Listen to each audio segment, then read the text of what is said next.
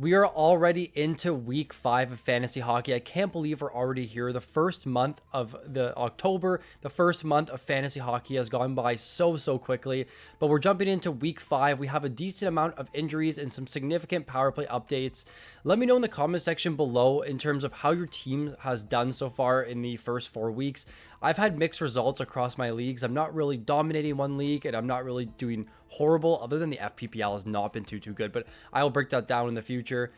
So yeah, this video, I'm going to be breaking down all of the changes, power plays, injuries, going through some breakouts, and some discussion on some goaltending changes we've seen over the last couple of weeks.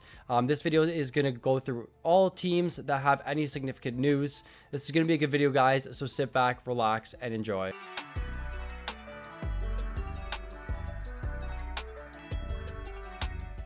Getting us started here, we have Quinn Hughes of the Vancouver Canucks, who has been dealing with a lower body injury. He was out for a couple games last week. I do own him in one of my 6 leagues, and it's difficult losing like your #1 defenseman. But so with Quinn Hughes here, it looks like he did practice on Sunday and could return back to the lineup on Monday versus Nashville. So make sure if you do have him on your team and you're stashing him on your IR, this is definitely someone you don't want to forget about putting in your lineup, because on a per game basis, Hughes is one of the best defensemen in the entire league. Now, for those who added Philip Hronek, who was the fill-in from Quinn Hughes, definitely someone I would probably get rid of unless you're in like 14, 16 team leagues where Hronek does have a little bit of value. Moving on, Robert Thomas of the St. Louis Blues. What a disaster season for the Blues right now. Like, it has not been good for them. Their goaltenders have been struggling. Their team as a whole has been struggling. So Robert Thomas suffered an upper body injury on Saturday. It looks like it's day to day, and you're going to find that with a lot of players that had injury last week. A lot of them are going to be day to day right now with no real set timetable, but day to day tells me, and based on the news I've read, is that he could return late this week. It's difficult because for me, I always manage my fantasy teams in the morning and then like an hour before game time. But sometimes if St. Louis plays at 8 or 9 p.m. and if I have other things going on in the evening, it's difficult to pick up on these guys that have like last minute game time decision and they're in the lineup. So make sure you're just monitoring that as much as you can. If you have notifications and they let you know that Robert Thomas is in the lineup, something you want to be monitoring throughout the week. Now, a big hit to a lot of my fantasy teams. I have Yossi in 3 of my 6 leagues right now. They're all kept. I kept him in all 3 of those leagues. It looks like he is going to be out week to week. A big loss in fantasy right now. I will go through it in a little bit, but their power play is a complete nightmare right now. But Brady Shea has been moved up to the top power play, playing big minutes, but just hasn't really been good in fantasy. The peripherals aren't strong. He has just 1 power play point. So I wouldn't look to prioritize adding Shea right now, but this hit to Roman Josi and this entire Nashville team looks like it's not too good. Lastly here, Washington Capitals, Pierre-Luc Dubois dealing with a lower body injury. He left Friday's game, did not return, and was out again on Saturday. So keep an eye right now. He's day to day. I'm not sure how many people actually own Pierre-Luc Dubois right now in fantasy, but he has been pretty decent. So keep an eye on his status. Hopefully he will return this week for your fantasy team. So speaking of a team that just has been struggling quite a bit, but is kind of being overlooked right now with the Toronto Blue Jays in playoffs, William Nylander of the Toronto Maple Leafs dealing with a lower body injury. It seems like it's something that's been nagging him for the last couple of weeks. He missed the last 2 games, and right now his status is currently day to day. Another big hit similar to Josi, guys that go in the first couple of rounds. It's really difficult to try and navigate those injuries because trying to replace William Nylander on your lineup is it's not an easy task by any means. But for right now, he seems to be day to day. Again, another thing you just want to be monitoring throughout the week. Zach Benson has been one of the better fantasy pickups going this season so far. He's had a lot of success over the last couple of weeks. They have placed him on the IR with a lower body injury, but they are only expecting him out a week. So if you did add Benson on that really good scheduled week for the Buffalo Sabres and continue to hold him, someone just stash him on your IR, and I would continue to be holding him throughout the week, and hopefully he returns back in the following week. Moving on, Matt Zuccarello. He was dealing with a lower body injury going into the season. They said he wasn't going to be ready for the season, but for right now, he looks like he's currently ahead of schedule and could return late this week, early next week. He was supposed to be out until about late November, but as we've seen right now, there has been some really positive development. They said he's about 3 weeks ahead of schedule. So I would say the biggest downgrade right now is definitely going to be Vladimir Tarasenko. Not that he's super high owned across fantasy, but I assume Zuccarello will move into that power play one role and top six. Maybe they ease him back in, but I feel like the long-term plan is to have him back there where he's had success over the last couple of seasons. So with Matt Zuccarello here, someone, if he's available, you could add him right now and stash him on your IR and hope to have him back in 2 weeks or a week, and you have some time to make a decision on who you want to drop him for. Lastly, Keandre Miller, it's actually hilarious. Like this, I feel really bad for the Carolina Hurricanes. Their team is dealing with a ton of injuries right now on the back end. Go look at Daily Faceoff. They have a couple of players, I've never even seen them before, on their back end right now. Mike Riley on the third pair, Jalen Chatfield on the second pair. So a tough loss in Keandre Miller for them. He's placed on the IR with a lower body injury. I did read today he has been skating and he won't be out much longer. Sean Walker has taken over that power play one role, but I assume when Keandre Miller returns back to the lineup, if Shane Gostisbehere is still injured, Keandre Miller will get that power play one role back, playing those massive minutes. If I'm not mistaken, he was averaging 23 minutes and 32 seconds of ice time this season, and in a power play one, pair one role, he seems to be a very viable option in fantasy, especially with the scarcity on defense right now. So if you've owned him, keep him on your IR. If you had to drop him, like I did in a couple of leagues, because I have so many injuries across my leagues right now, someone you definitely want to be keeping an eye on to add back to your team. So we have some power play updates. Jumping into that right away is Isaac Rosen of the Buffalo Sabres. I had to do some research into him. Not much to really go from right now. He looks like he's on line 3 and is in that power play one role with Zach Benson out. I'm really surprised they don't have Tuck on that top power play unit. I don't know what's fully happening there right now. But for right now, Rosen is on that top power play unit. I don't think there's any reason to add him. I just wanted to note that with Benson out, this is who will be replacing him. So the Flames, there's been a lot of issues with this team. They have not been good at all. And Dustin Wolf has come out and publicly spoken about the lack of offense they've had. So Uyghur's off the top power play unit. They tried out Rasmus Anderson for a little bit, and now they're back to Zane Parekh, but he's playing under 16 minutes per night right now. He's pair 3, power play 1. And what I just said here is add him in 14 plus team leagues if you desperately need a defenseman, but I can't see it being an overly prioritizing ad. And that's a perfect segue into my next player in Sean Walker, who's playing power play 1, pair 1 with Gostisbehere and Keandre Miller hurt. He's playing 22 plus minutes per night on the top power play unit for the Carolina Hurricanes. So if you're looking and comparing the two, yes, Parekh has more upside and was a power play 1, very strong player in the OHL. But Sean Walker here is playing like 7 plus more minutes than him, has very strong peripherals, and is also getting that small bonus of the power play 1 there. So for Sean Walker here, I think if you need defensemen, same thing.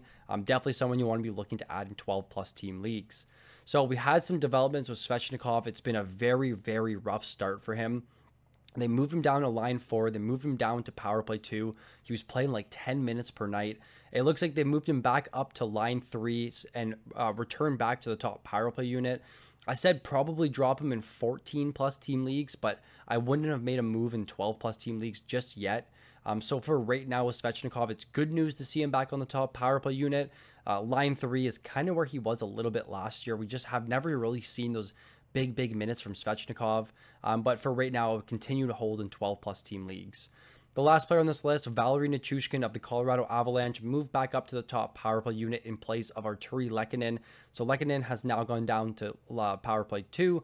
Now Nichushkin up to power play 1. Should be owned everywhere. If not, definitely someone you want to add, and could be a pretty solid buy low candidate right now.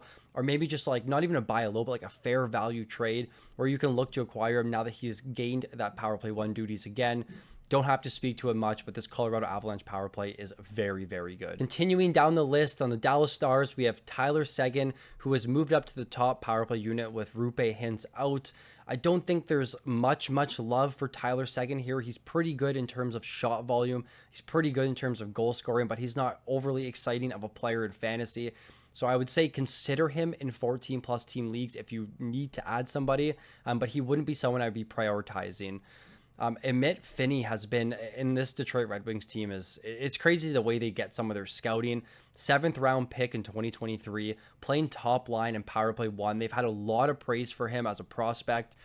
There was someone they drafted. I was listening to a podcast that talked about it. They drafted him. They saw him. He was playing like bottom 6 minutes in junior, got an opportunity in the top 6. They saw how good he was, and they drafted him. He grew like 3 or 4 inches and really filled out his body. And now he's playing line one, power play one, alongside Dylan Larkin. The power play for Detroit has been very good over the last 2 years. So if he's not added already, definitely someone I'd be looking to add in 12 to 14 plus team leagues. Now, the biggest development, in my opinion, right now is Jack Roslovic. And if you go look at his minutes over the last couple of games, in the last game he played, he also had a power play goal. He skated nearly 23 minutes, skating line 2, power play 1 right now. Priority add across all 12 plus team leagues, with the development of him now skating on the top 6 and power play 1. He was really looking for a team. He wasn't signed till late, but it's good news for the Oilers. But the only downside right now is that Zach Hyman is set to return the next couple of weeks, so this will hurt Roslovic. But for right now, he's a pretty good add in the short term in 12 plus team leagues. So the Minnesota Wild started the year off. It was crazy. They had 14 goals, 10 of them on the power play. And now Buium has been struggling quite a bit, and I've been reading they may be moving him down to the AHL for a conditioning stint.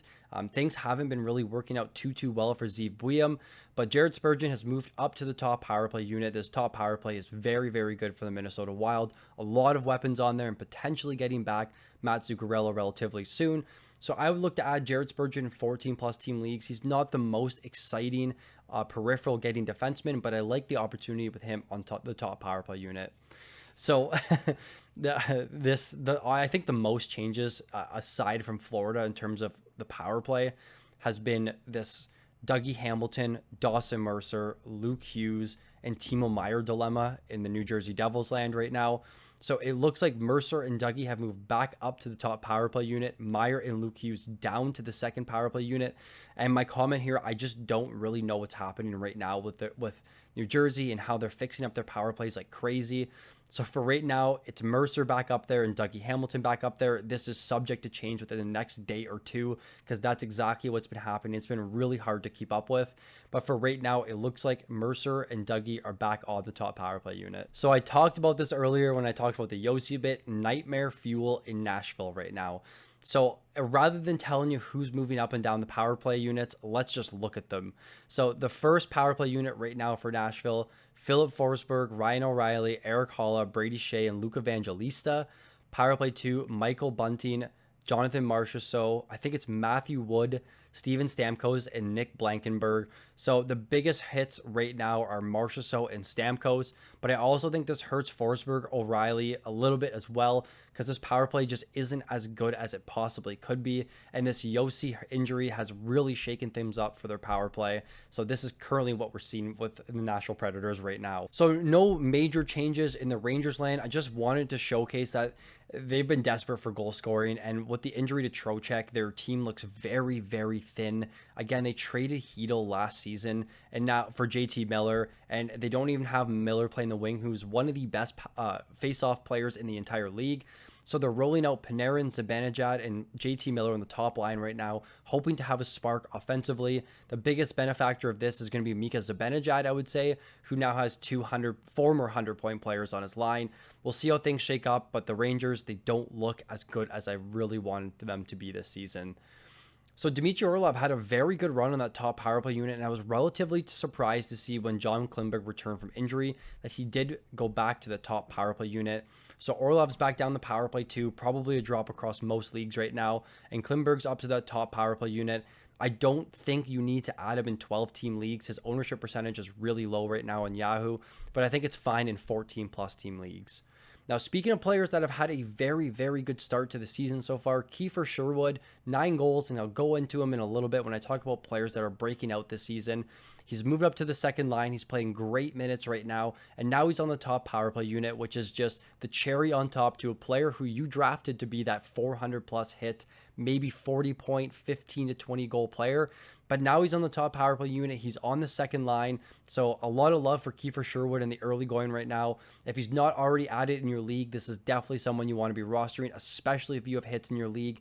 But now the added bonus of him being in the top 6 and top power play unit, I see even more reason to be adding him. So let's talk about some players that have been breaking out. They've had a very good start to the season. Morgan Geekie of the Boston Bruins, who has 9 goals through 14 games. But I would just err on the side of caution and potentially sell high with him because his 32% shooting percentage and 2 shots per game are not sustainable for that goal rate this season. 9 in 14 games is pretty crazy given he only has 28 shots this year.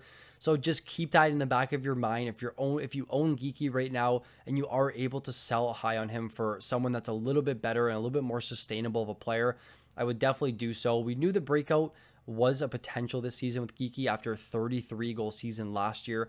But if you go look last year, that shooting percentage again was just super high and unsustainable.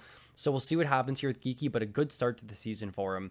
Now, I just really wanted to touch on Macklin Celebrini here, 18 points in 12 games with 74 shot attempts. He is slowly blossoming into a top 10 fantasy player right now, a very strong player, and making his consideration and his case to be on the Team Canada Olympic team. Let me know in the comment section below if you're still watching at this point. If you think Celebrini has a shot to be on Team Canada this season, I think yes, for sure. But there are a lot of good centers. But I don't think they'd be taking Celebrini for him to be a center. But still, a really good team. A really good player. Not the best team in the San Jose Sharks. But Celebrini has been one of the biggest bright spots on the San Jose Sharks and one of the biggest bright spots in the NHL this season. Matt Boldy, so it hasn't been the best start. It's been good, but it just hasn't been, we're hoping for like 18 points, like similar to Celebrini with Boldy at the early going this season, especially with how much that power play was clicking. But the biggest indicator here that I really like to see from Matt Boldy is he's currently leading the league in shot attempts at 114, on pace for 720 shot attempts, which is a plus 150 jump from last season where he ended as a top 30 player in fantasy. I think he can easily eclipse the 35 goal, 80 plus point mark this season. The shot attempts are very promising for Matt Boldy. So a lot to love here from a guy who could end up as a top 15 fantasy player. And lastly, I talked about in the last bit, but Kiefer Sherwood here, 9 goals in 13 games, surpassing Geekie with a 36% shooting percentage.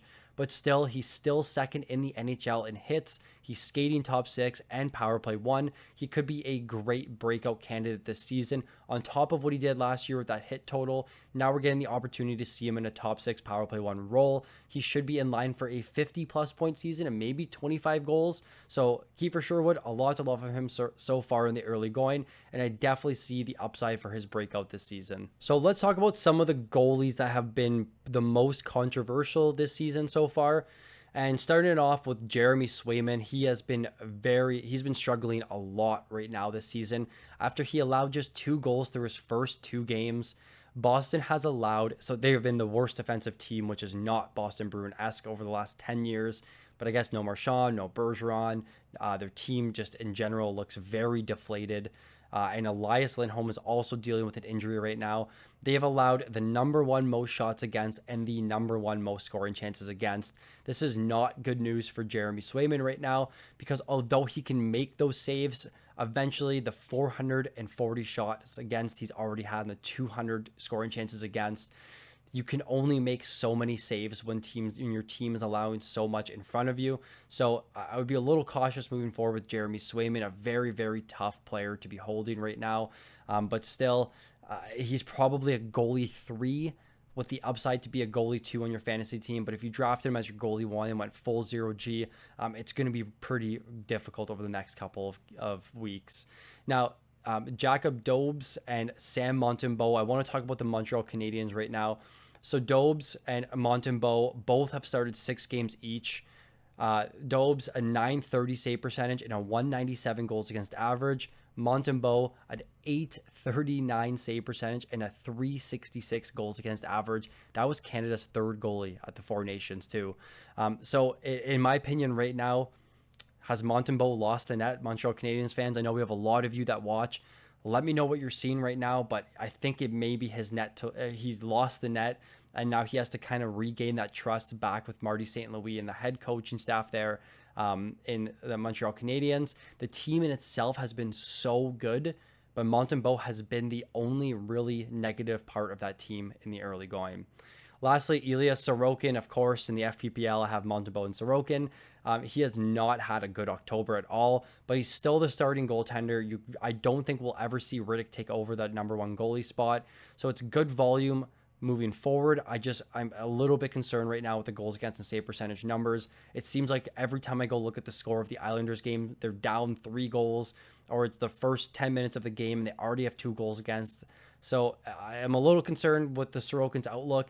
Again, the volume will be there, and he did have a good last start finally, but it hasn't been good for the first couple of weeks for Ilya Sorokin. That will do it for the Everything Has Changed After Week 4 Fantasy Hockey video. If you enjoyed the video, make sure you leave a like, and if you're new to the channel, please subscribe.